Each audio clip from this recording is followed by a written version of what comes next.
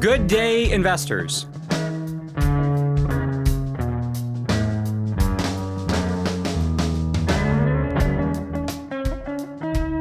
Welcome to Vested with Jared Bowers. Still me. Professional capital allocator, at least when it comes to money. Amateur capital allocator when it comes to most other areas of life. Struggling capital allocator, to be fair, in certain areas. Before we get into our topic, I want to say that I really appreciate that you are listening to this. I hope you find it valuable. If you do, would you consider sharing it with a friend? My mission is to help people invest better across the areas of life that they care about. And if we and those around us do more of that, invest better, that's going to be better for all of us, right? That's about as close to an ad read as I'm going to get, at least for now. Let's start with an exercise. Think about somebody that you know who was born into a privileged position, had a head start. This person has incredible opportunities available to them, but they don't do much with them, haven't done much with them. They are vastly underachieving based on their potential and based on the head start that they were given. Incredible opportunity, not taken advantage of, and therefore wasted. Many of us know people like this. Now, I want you to consider the reverse. Think of a person who did not have a specific advantage or a head start in an area or in general in life, but yet this person achieved. Think of someone who was not born with a silver spoon or a head start, but they worked hard and they are doing well in a particular area. Maybe they're achieving in life better than most other people who have been born with an advantage or had things handed to them. Does someone come to mind for this example? And those people are on two extremes. They're quite different, right? It's unlikely that you thought of the same person for both sides of those examples. But here is something that I find fascinating.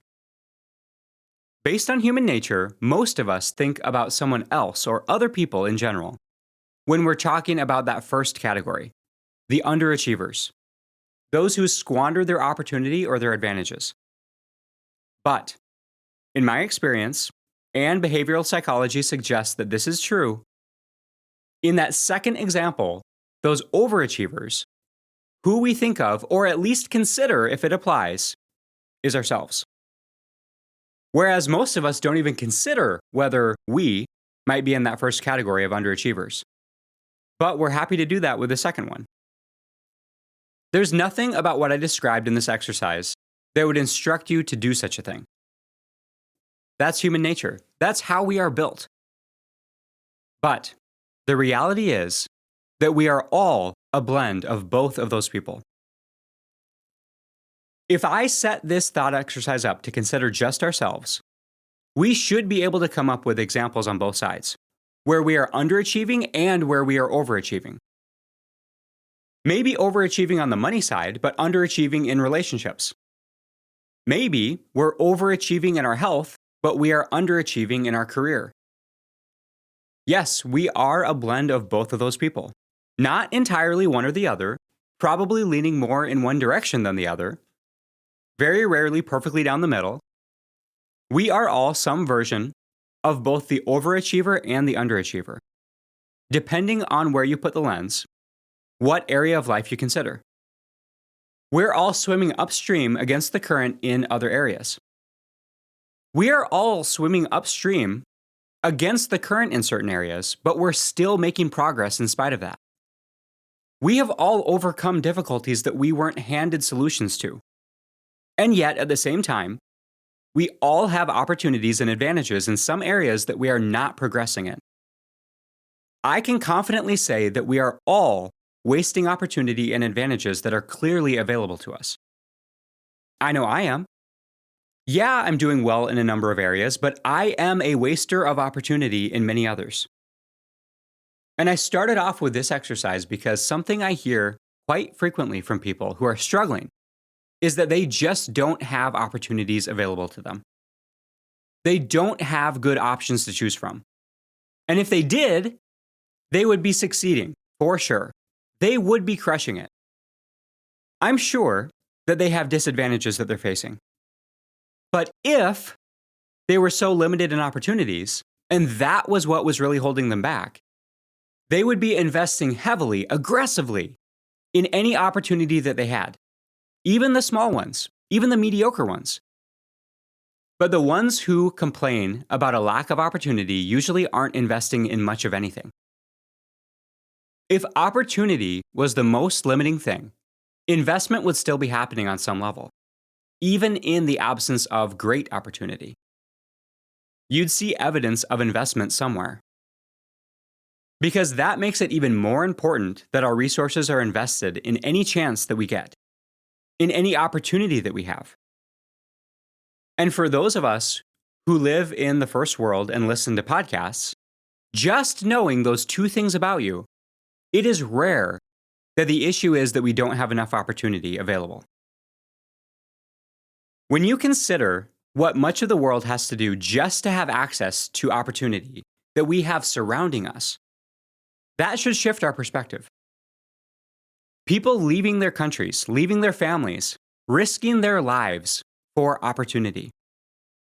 For the rest of us, it's quite the contrary. We are surrounded by opportunity. More often, the bigger problem is that we have too many opportunities that are available to us. Too many good choices. Too many uses of our time, our energy, and our money. So the issue is not whether we have opportunities to invest in. It is how we allocate our investment resources amongst all the opportunities that we have. How we allocate our resources is what determines our outcomes, much more so than whether we had an advantage or not, whether we had a head start or not. And great opportunities or a head start that is not invested in cannot amount to anything. We clearly see that, recognize that as a waste. And limited resources or a start that is at or below zero can be turned into something meaningful with the proper investment, the proper allocation of resources. And I've used that phrase, proper allocation of resources, a few times already in past episodes. And today is the day that we get to dig into it. Because this brings us fully to our topic, the portfolio management concept of asset allocation. How we apply our resources of time, energy, and money toward the opportunities that we have to get the outcomes that we want. How to make deposits and withdrawals strategically with purpose to grow the accounts that we want to grow and shrink the ones we want to shrink. And this is not just a money concept. As is our theme, it is a life concept. Asset allocation is always happening, whether we acknowledge it or not. The question is not, are we allocating resources? The question is, what resources are we allocating to where, and are we doing it intentionally? Because not investing is not an option. You are already a capital allocator, a resource allocator. And just like we've established that we are all portfolio managers of our lives, the main function of portfolio management is allocating resources. Asset allocation is the bridge between intention, what we want to happen, and outcome, how we are more likely to make it happen. All right, let's get some financial grounding on asset allocation before we move into life application. First, let's set the stage on the money side, as asset allocation is a foundational investment concept. Then we are going to, as we do, apply it to the portfolios of life. Asset allocation is simply how we apply our investment resources to achieve the outcomes we're trying to get. Simple to say, probably more complicated to do. In the world of financial investing, this is the most important step. Your chosen investment allocation is the biggest factor in determining your future returns and your volatility, the ups and downs along the way. And more broadly, in the world of managing a business, asset allocation and resource allocation expands beyond simple debt and equity. It becomes a question of what you're going to direct your resources toward amongst all the options available to you. Your resources being human capital, equipment, real estate, expertise, intellectual property, processes, how you use your resources and tools to build and get the things that you want. And the goals. Let's bring it back to financial allocation. Building a portfolio of money investments. What are the goals of asset allocation? Those would be to maximize investment returns, limit and manage risk, and achieve the appropriate mix that you're looking for. That also very directly ties into diversification. And on that topic, we should note that asset allocation, even excellent asset allocation, does not eliminate risk. There are no risk-free portfolios. And I want to make sure that we get this across. But what asset allocation does is it allows you to decide which risks you are taking and which risks you are avoiding. We need to choose the risks that we have rather than the risks just showing up and surprising us. And that is a key purpose of asset allocation. Remember that very important question that we ask. Why are you surprised? Don't be. And good asset allocation should result in very few surprises. Not just with financial portfolios, but also with our portfolios of life. So, back to the money side. What does asset allocation look like? Well, when it comes to money, you are choosing between the two basic ways that you can invest your money, put it to work. You can buy something, own something, and we call that equity ownership. Or you can lend your money out to someone who will then take your money and presumably buy something with it. We call that debt. And the borrower in that case could take your money and lend it to someone else, creating layers of credit, which does happen, but that's a topic for another time. We're going to keep it simple today.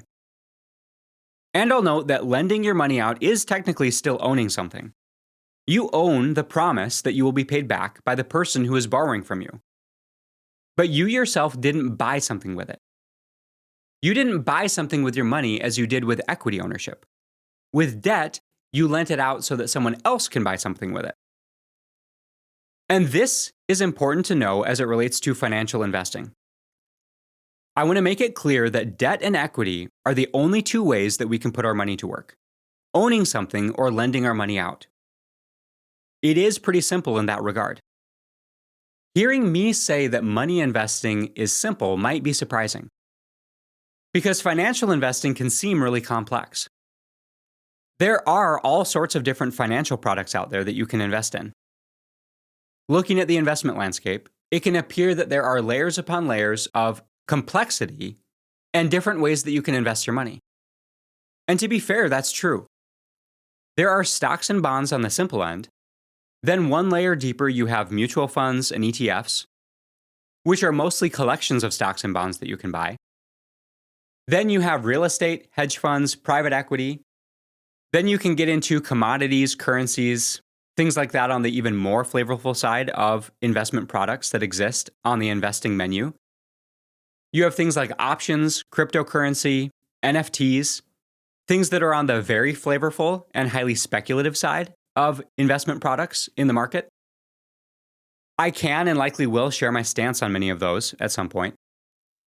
Complexity in financial products often exists to justify higher fees and create a perceived sense of expertise or exclusivity. That is very common in the world of financial products and financial services. And my comments so far might give you a little bit of a glimpse into my view on a lot of that stuff, especially on the flavorful side. And always remember, I may not say this often, but I think it's important to point out. Real experts do their best to simplify rather than complicate. And so if you come across people in any industry, investing or otherwise, that are using complication as an overt or suggested proof that they are experts and that they have something special, be skeptical. Because again, real experts and real expertise simplifies. At least does their best to do so. I hope that's what we are going to do here on these podcasts. You can let me know. I'd love to hear from you. You can shoot me an email. feedback@vestedjb.com. But even with all this, all the financial products that are available to us, these different flavors of investing, fundamentally, each of them, all of them, are still just one of two things or a mix of those two basic ways that you can invest your money: equity and debt, owning something or lending your money out. It is that simple, even within all of those complicated products. And as it relates to asset allocation, the biggest driver of the returns that you get, the number one factor that determines your financial returns, is simply the mix of those two things. And of course, taking one step back from that, whether you even put your money to work in the first place is the most important factor. Hard to get returns if you don't invest. But assuming that you're putting your money to work, when it comes to investing in the public markets, the biggest factor that determines your expected returns comes down to your mix of equity and debt. But then beyond your basic mix of equity and debt, there are all sorts of choices underneath those two. And again, to keep it in simple terms, as it relates to stock market investing, the question on the equity side is, which companies or which stock funds are you going to own? On the bond side, it is a similar question. Which bonds or which fixed income funds are you going to own? That describes the basic asset allocation process when it comes to financial investing. It can get much more complicated, and it often does, but that is laying things out on a high level. Someone's ideal asset allocation is driven by their risk tolerance, their specific goals, their current financial position. All those things are taken into account. This is a high-level description of asset allocation as it applies to financial portfolios. Determining that you are going to invest, and then determining your mix of equity and debt. And then the simple or complicated investments within each of those two. That is asset allocation in a nutshell.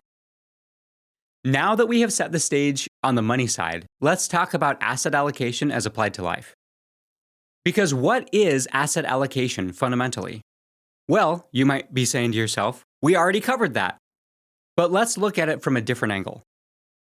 Every allocation decision is a statement about what we want and about what we are willing to give up to get it. Or if not give up, because that's a negative frame, what we are willing to invest to get it. Asset allocation answers the following questions. What matters to me more? What matters to me less? And what is the mix of investments that I need to make to align those priorities? This means specific, intentional allocation of our resources, our time, our energy, and our money. We do not get the portfolios that we want. We get the portfolios that we have built. This is true in financial investing, and it is true in life investing. Therefore, you do not get the life that you want. You get the life that you have allocated toward, that you have intentionally invested toward. Asset allocation is simply how your values and your priorities show up in reality on your calendar, on your bank statement, in your energy budget. And speaking of the opportunities and options that are available to us, we need to note and talk about the fact that we cannot allocate toward everything. Yes, we are already automatically limited by our choice set, but we probably shouldn't allocate to everything within our choice set. In investing, we don't get to own every single company. I suppose that's possible, but probably not desired in most cases. And in life, you don't get to pursue every good thing that is available to you. And at the same time, every bad or suboptimal thing that we pursue is a good thing or an optimal thing that we cannot allocate those resources to. And a lot of our stress in life comes from pretending otherwise. Lying to ourselves and telling ourselves that we can still get those good investment outcomes that we want, even though we are applying our resources in a different direction. Sometimes even in an opposite direction. And many people struggle, not simply because they chose poorly, based on the options that are available to them, but because they failed to narrow down the choice set and identify the trade-offs associated with them. Because again, most of us, probably all of us listening to this, have quite a few opportunities available to us. We have lots of options. The world we live in in the present day is an incredible result of generations before us increasing the opportunity set, the options available. And lots of options seems like a great thing. And they are, in many cases, but only if we can narrow down those options to the few things that we should actually be investing in. Consider the example of a grocery store. Not long ago in our history, grocery stores didn't exist. On this podcast, you learn important facts like that. Yep, grocery stores are a relatively modern invention. There have been markets for a long time where people have gathered, where there was production, but it's only been relatively recent in human history where we have the types of markets that we see now. At all other times through most of human history, our options were extremely limited in most cases. Seasonally more abundant, but generally quite limited. I'm not saying anything that's groundbreaking, but with those limited options, my guess is that shopping in the market was a lot simpler way back when, and maybe even more enjoyable, assuming it was a time when there was enough to go around. Because I have to admit, I am fascinated by the grocery store, but I don't entirely enjoy it. Now, admittedly, I don't do a lot of grocery shopping. Usually I can count on one hand the number of times that I go into a grocery store in a given year. Usually it's on vacation. My wife handles that for our family. I do often get my hands dirty on the cooking side of things, but on the ingredient procurement side, I leave that to the expert. But when I go to the grocery store, it's nearly overwhelming. The sheer number of options that are there. The beautiful and tempting and yet completely garbage foods. I remember, this was probably a few years ago, I went to the grocery store with the intent of buying a can of crushed tomatoes. Because that's what was needed. A pretty simple shopping list, thinking that that was going to be a pretty easy exercise. But there are dozens of options of canned tomatoes, even in an average grocery store. Name brand, off-brand, size of cans, private label or specialty brand products that are in pretty glass jars versus the standard can. That makes you think, maybe I should consider one of those fancy looking ones. They've got to be better somehow, right? You can see the tomatoes through the packaging. If it's in glass rather than tin, that's got to be better, right? But it's 2.5 times more expensive. Is it worth the trade-off? Is it worth the money? I could buy the regular size can, which I think is all we need, but the can that's double the size is only 30% more expensive.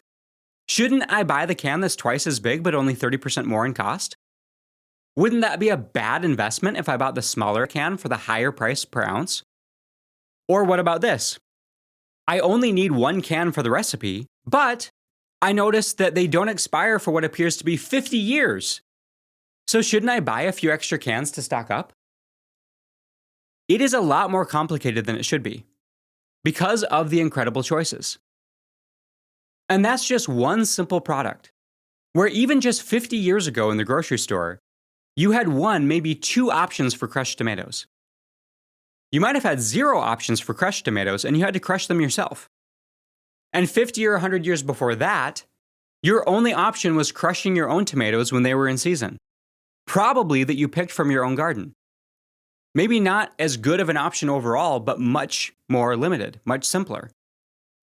And then on my way out of the grocery store, and I should note that I am one of the most disciplined people that I know when it comes to eating and what I decide to consume. But I went to grab everything that is on those end caps of those aisles. And I definitely went to grab everything in the tunnel of opportunity and temptation that is the checkout aisle and those products lining each side. But I don't. I just stand there and marvel at the number of choices and how good everything looks. And I think about marketing. I check the labels on who makes the best looking stuff, and then I look them up to see if they're publicly traded. You can maybe see why I don't go to the grocery store very often. It might just be me. Don't send an analyst to the grocery store, I guess. But the reason I talk through the grocery store example is twofold. First, it is representative of much of life in that we are surrounded by an unbelievable amount of choice. Second, It's an illustration that an unlimited or massive number of options is often not better. And they often just create paralysis or indecision rather than better results. Too much choice can and does result in situations where you have to make a suboptimal decision. If there was a better decision that you could have made and you didn't make it, you are left feeling like you made a mistake. Even if the result was good. Even if the thing that you chose was better than what 99% of others in human existence ever had access to on their very best day. You're left feeling disappointed or feeling like you made a mistake. Or you're left wondering if a better decision was out there. Maybe you should have looked at the next page on Amazon. Maybe you should have read a few more reviews. Maybe you should have checked that other aisle or that other site. And I believe that the incredible choices that are available to us are often more of a curse than a gift. Those options are only good if we can narrow them down and then choose with confidence and without fear of regret. Otherwise, more options just create problems. Or they result in indecision and result in an investment not being made that could have been made sooner. And we know that trying to invest in everything often results in not getting much of anything in terms of returns. This ties into diversification, which we're going to talk about in much more detail very soon. We'll spend more time digging into good strategies for narrowing the choice set down. But the spoiler alert on that is that the most important and most impactful thing that we can do is know our why, which is going to help us narrow down the what and the how. If you know your purpose, what you're shooting for, and make allocation decisions based on that, the choice becomes a lot clearer, and you can narrow the choice set much more effectively. And an area I struggle with a lot is narrowing down good or even excellent options. I think that the grocery store example applies to many areas of our lives. We are incredibly fortunate in that regard. So yes, we should acknowledge that. But we should also acknowledge that it is an issue. It is a problem. In my stock portfolio, there are a massive number of options to choose from. And that is true in many other areas of life as well. And that, yes, is a first world problem, for sure. Oh no! We have way too many good options to choose from. Poor me. But it's true, and it doesn't change the fact that it is a challenge that we have to deal with. So yes, by nature of living in the modern world, our choice set is pretty amazing. Most of us do not suffer from a lack of options. And most investment decisions do not require extensive research or hero-level analysis. Our conscious investment choices with our time, our energy, and our money, most do not require that much deep thought or analysis. This is true across most of the categories that we invest in life. And those decisions can become clearer and more obvious when we have applied a good investment framework and filters. You might have heard a version of this talked about before because I certainly didn't make it up, but I do try to live by it. And that is, when it comes to choice, one framework that you can apply is if it is not a heck yes, then it should be a no. Often we don't say yes enough to the right things because we refuse to say no often enough. Maybe even in most things that we allocate our resources toward. And it's an interesting frame to consider. But yes, it becomes easier and clearer when no can be applied to everything else that doesn't fit, that is not aligned. My wife says no is an important and often helpful answer. And that applies whether we are giving it or getting it. And the way we get to that decision point quickly and accurately is to know our purpose, identify our priorities, and know what we value and what we are trying to accomplish. And the better you can know those things and the more aligned you are with your purpose, the faster you will be able to make allocation decisions. Because the faster you will be able to weed out the things that don't fit. That narrows the choice set dramatically. And most of us, probably all of us, would be better off making more of our investment decisions faster once our direction is set and is aimed right. Much of life is an iterative process of inputs and outputs. And if we're slow on the input side, we are going to have slower outputs. If you wait years to make an investment with your money, those are years that you missed out on having your money growing and compounding. Even if all you did at the beginning was just make an average investment choice. Average returns are phenomenally better than no returns. Average returns allocated to early enough will beat excellent returns allocated to much later. One of the most important things we can do with our asset allocation framework and decision is to actually get to action, implement, actually invest. And a very common error that a lot of people struggle with is over-research, over-analysis, analysis paralysis, you've heard it referred to. Trying to find the optimal thing, the best thing out of a choice set that includes dozens or hundreds or thousands of choices, can result in slowing down to a halt and making no progress. Have you ever browsed through the thousands of shows on Netflix and come to the conclusion that there's nothing to watch? But yet, when we were kids, with 5 channels on TV, I think we were much happier with our options. How about other examples? Looking for the perfect job when you've been out of work for too long. Looking for the perfect relationship when the relationship opportunity probably existed that could have been made into something great. Looking for that perfect stock when what you needed to do was get your money working in the first place. Invest it. And this is often also used as an excuse for procrastination. And it's also used as an excuse for a fear of commitment. I can't say it enough. Make sure you are actually investing. Investing our resources is a commitment to something. And that makes many of us nervous. Many of us are commitment averse. And this ties into wanting to avoid the costs that are associated with investing.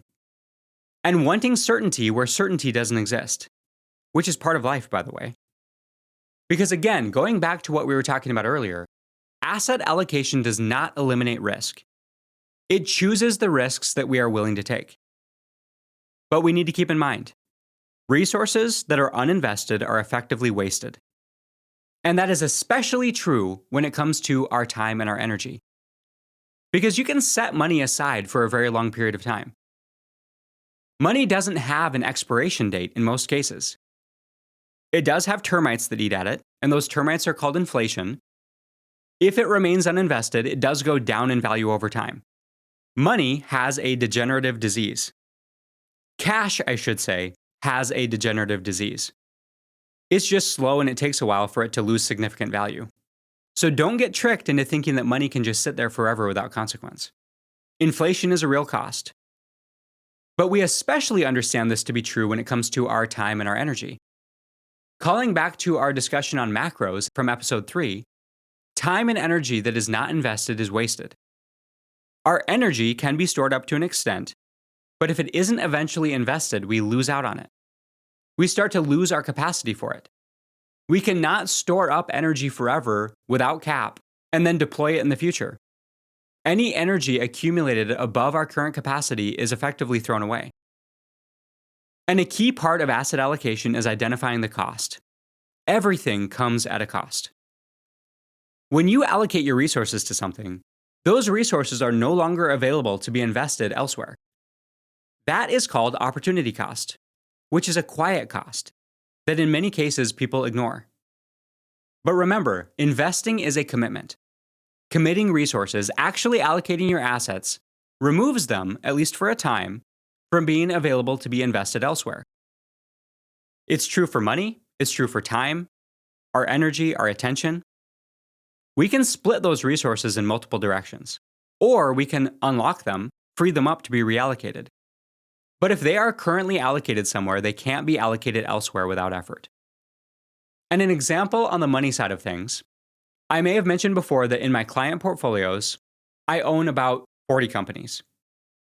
They are the same 40 companies between me and my clients. That's very important to point out. As a side note, one of the best questions that you can ask your financial advisor or prospective financial advisor is whether they invest their own portfolio in the same or substantially the same assets that they do or will invest your portfolio into. Individual risk differences aside, you might own more equity or more bonds than they do because you might be more conservative or aggressive. But just looking at the equity portion, the business owning side of your portfolio, the question is, do they, your investment advisor, own the same companies or own the same funds themselves that they will be investing you in? Not a little bit, but all the way. You may or may not be surprised to hear that most financial advisors do not have that alignment. And that is a fundamental misalignment that you should probably run away from. I'll be talking more at some point in the future about financial advisors and whether you should probably fire yours. That'll be fun. Stay tuned. Controversy on the horizon. But back to my portfolio and my clients' portfolios. In the business owning portion of their portfolio, we own the same companies. But those are not the only companies that I like or believe in. That's the point that I'm getting at here. I have an active watch list of over 100 companies that I admire and would like to own. I'd be happy to own under the right circumstances, the right conditions. Now, I don't own them for a variety of reasons. They may be a great company in a challenging industry. The company might have too much debt on their balance sheet, or they're not profitable yet. Maybe they're exposed to too much political risk, which I hate. And in the last few years, some companies have become political that I did not expect. And most commonly, maybe the company is just too expensive. Valuation is the most common reason why I don't own a company that I admire. It's just too expensive.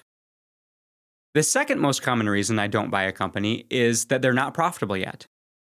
Fantastic company, maybe even growing revenue like crazy, maybe remaking their industry, but I have certain non-negotiables.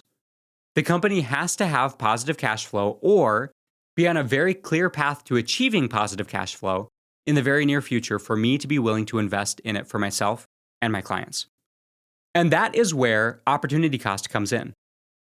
If I want to own another company beyond the 40-ish companies that I already own, I need to sell one, or I need to trim multiple companies that I already own. And that is the opportunity cost that I'm talking about. That is asset allocation in practice. In a portfolio where there are a great number of opportunities that I may want to own, I still cannot own everything.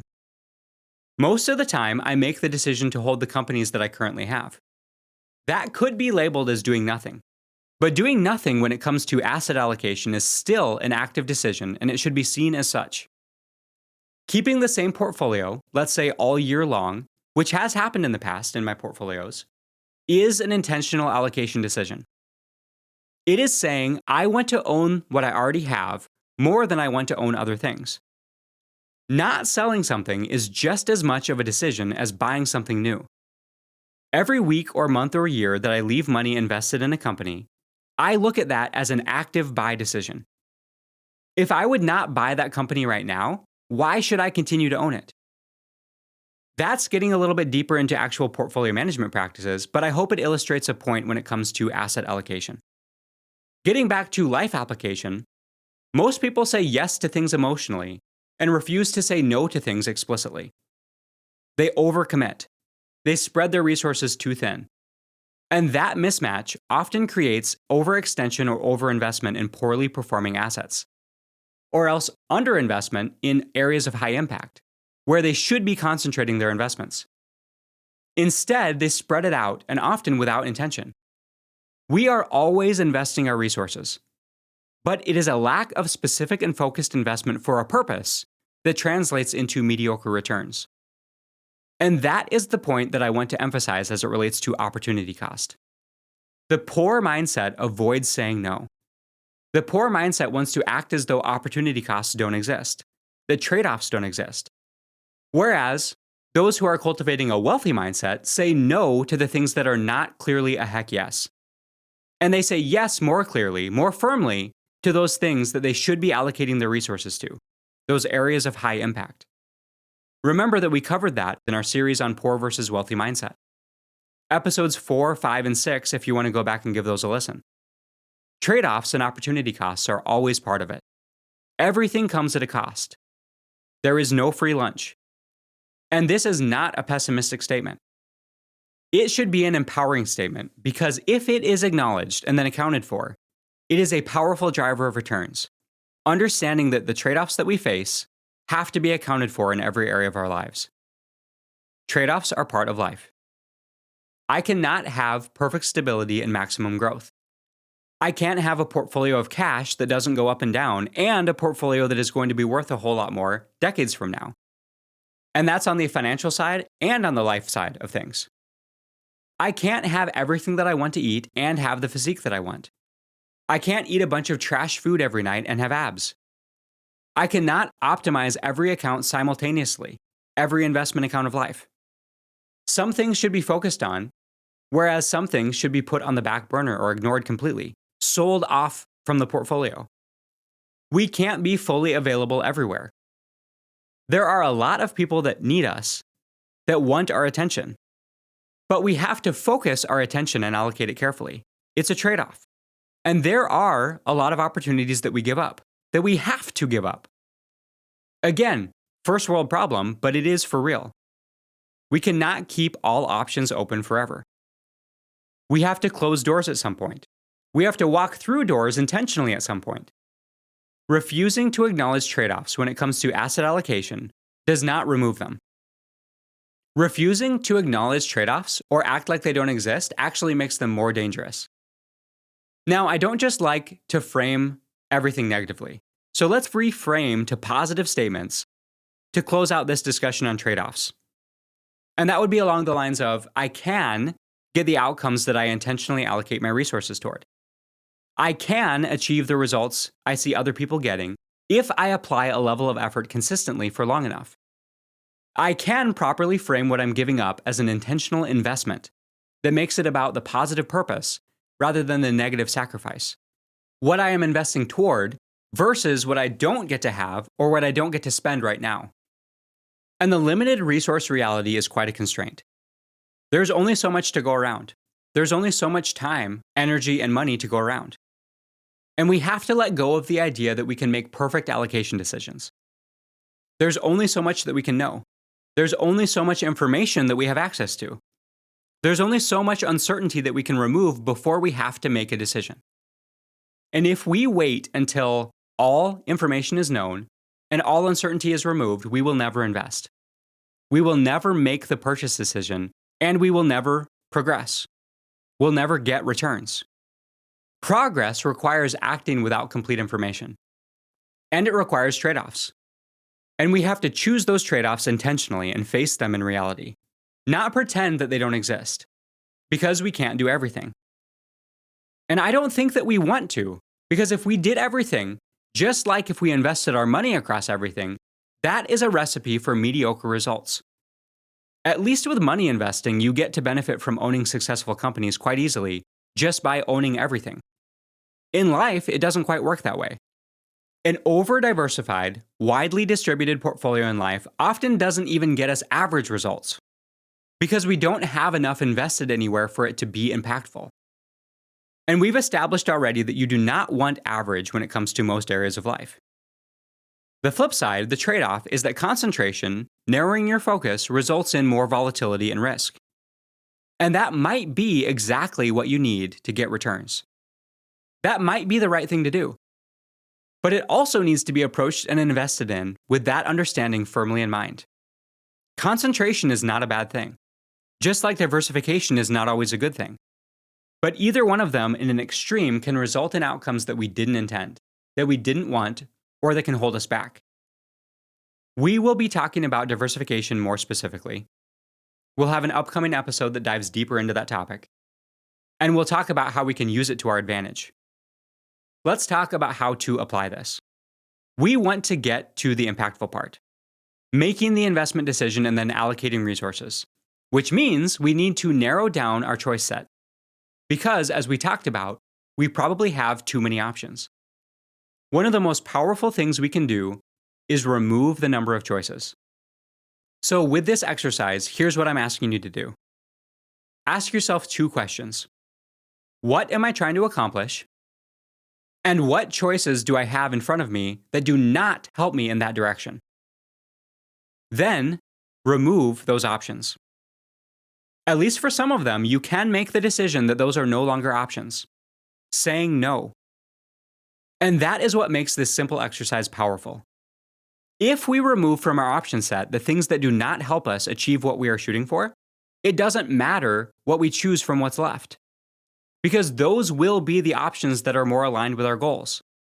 This is related to that Sherlock Holmes quote. Paraphrasing, If you remove the impossible, what is left, no matter how improbable, must be true. You know where this applies really directly? Food, diet. Here's a good real-world example of this.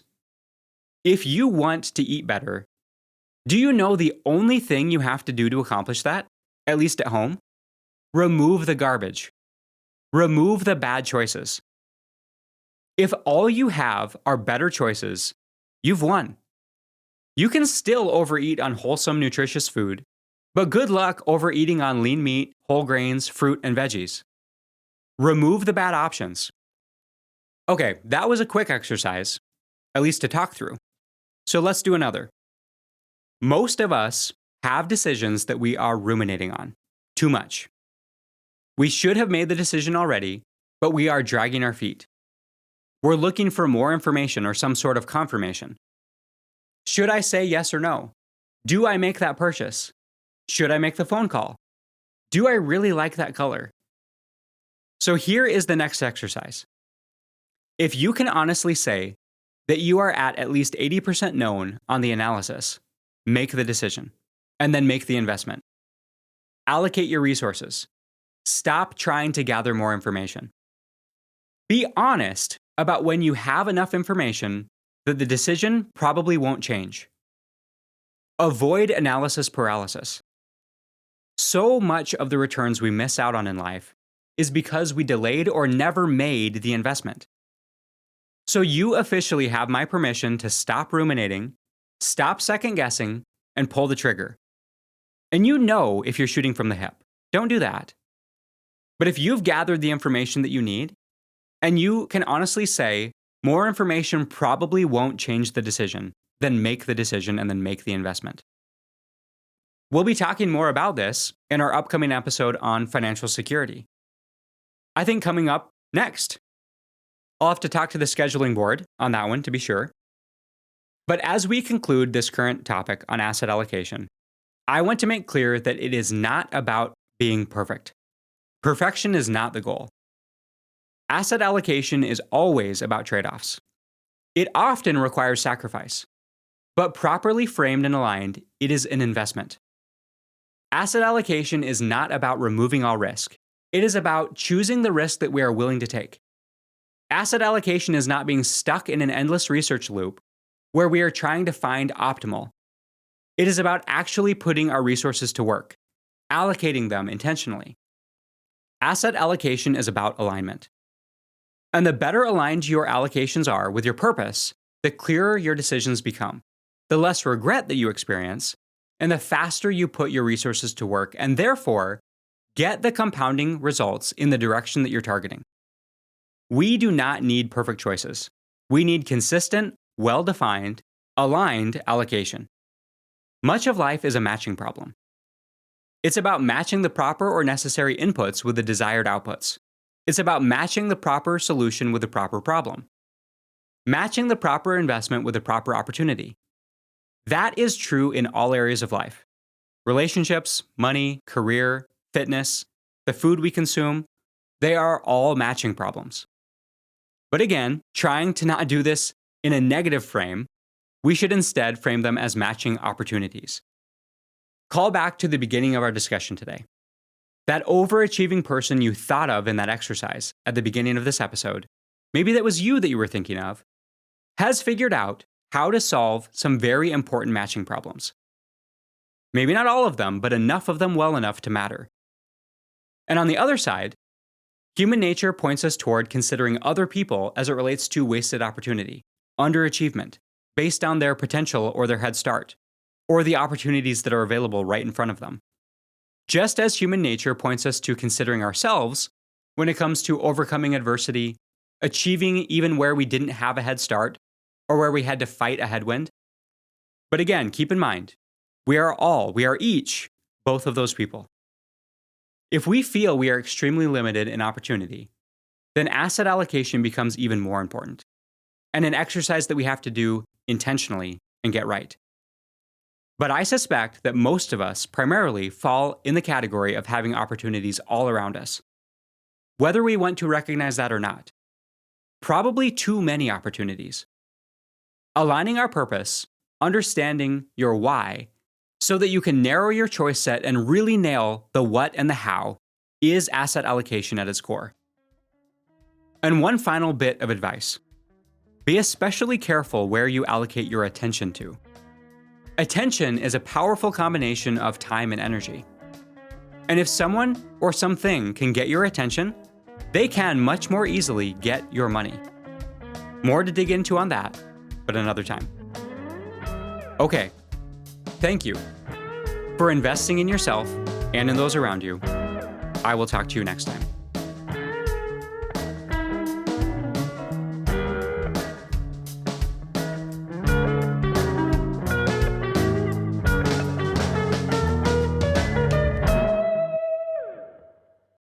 I can't go to malls either. I walk around in awe of all the junk, and I ask my family, who buys this stuff? I do love people watching though.